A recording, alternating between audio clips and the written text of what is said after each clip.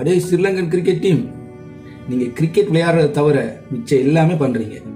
எவ்வளோ ஜாம்பான்கள் கட்டி ஆண்ட இந்த கிரிக்கெட் டீம் இன்னைக்கு சொற்ப ரன்னுக்குள்ளே சுருண்டு போய் கிடக்கு. இதில் இருந்து போனவனுங்க அமெரிக்கா போயிட்டு அங்கே செல்ஃபி எடுத்தது, அங்கே சுற்றி தெரிஞ்சது தான் அதிகம். இவனுக்கு கிரிக்கெட் விளையாட போன மாதிரியே தெரியலை.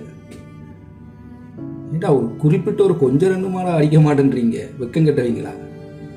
இவ்வளவு நாலஞ்சு இவ்வளவு இந்த நாட்டில் இவ்வளவு பேர் சேர்ந்து ஒரு ஆட்களை சரியான ஆட்களை தேர்வு செஞ்சு அனுப்பினா அங்கே போய் நல்லா விளையாடுவாங்க.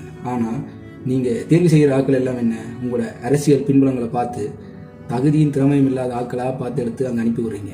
அங்கே போய் அவங்க மற்ற டீம்கள்கிட்ட அடிபட்டு அசிங்கப்பட்டு வராங்க. இன்றைக்கி எவ்வளவோ ஜாம்பான்கள் கட்டியாண்ட கிரிக்கெட் டீம் இன்றைக்கி இந்த சில்லறைங்களால் அசிங்கப்பட்டு நிற்கிது. ஸ்ரீலங்கா கிரிக்கெட் டீம் என்றாலே ஒரு கௌரவமும் ஒரு கம்பீரம் இருந்துச்சு. இன்றைக்கி ஸ்ரீலங்காவை போட்டு பொழக்கிறேன்னு சொல்லி சவுத் ஆஃப்ரிக்கா தான் போட்டு பொலன்னு பிறந்துட்டான். ஏற்கனவே இந்தியாக்கான 50 ரன்களை வச்சு வெளுவலன்னு கொடுத்தான். இப்படியே மாறி மாறி உங்களை போட்டு பிரட்டி எடுக்கிறாங்க. கொஞ்சமாச்சு வெக்கம் மானம் சூடு சொன்னையோட விளையாடுங்க. விளையாட போனீங்கன்னா விளையாட்டை மட்டும் பாருங்கள். இதே மாதிரி தான் ஆஸ்திரேலியாவுக்கு போயிருந்தீங்க. அங்கே போய் அந்த பொம்பளையோட பிரச்சனைப்பட்டு அது ஒரு கேஸாக வந்துச்சு. திருப்பி அவனுக்கெல்லாம் வாய்ப்பு கொடுத்து உள்ள அனுப்புறீங்க, விளையாட விடுறீங்க. இப்போ அமெரிக்கா கிளப்பி விட்டால் அவனுக்கு செல்ஃபி எடுத்து தான் தெரியுறானே, விளையாட மாதிரியே தெரியல. அடே விளையாடுங்கடா, மற்றவங்க கழுவி ஊற்றிட்டு இருக்கானுங்க.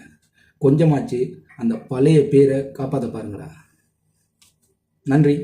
உங்கள் கருத்தை மறக்காமல் சொல்லுங்கள். அவங்க விளையாடுறது சரியா தவறா, இல்லை உண்மையாக விளையாடுறாங்களான்றதை மறக்காமல் கமெண்ட்டில் சொல்லுங்கள்.